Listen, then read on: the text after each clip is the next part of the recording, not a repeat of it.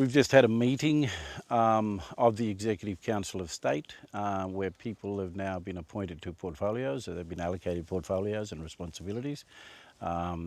This is not a Michael Anderson show, it's a Euahlayi Nation task now to now move this forward. And so as we have now appointed Ministers of State, we have Ministers for Education, Arts and Communications, we have Ministers for Environment and Agriculture, we have Ministers for Development, Economic Development, we have a Treasurer, we have a Minister for State, we have Minister for Public Works and post-colonial development, reconstruction rather. And so we have a whole series of portfolios that are going to be crammed into. A number of people will be carrying on a number of portfolios at this point in time, but we have to focus on the real issues. One is setting up our judiciary system within our country. The second one is developing those internal and external political relationships. We also have to now look at the sustainability, economic sustainability of the nation state.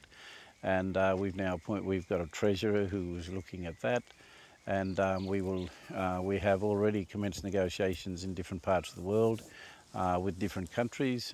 I've been appointed the leader of the state, so I'm the head of state, and so my task now is to develop those relationships with foreign countries and also with and develop foreign relations. We have a Minister for Trade and who's involved in agricultural development.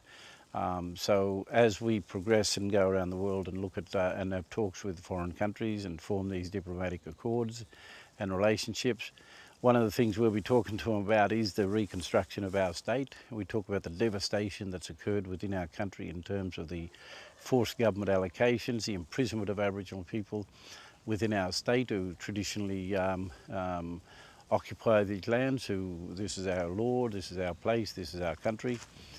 And we've gone through all that stuff about, how did the British sovereignty come to Australia and how do they sort of gain territorial sovereignty over our country, and how do we now ward that off? How do we lift that burden of Aboriginal, of Crown having any association with our country?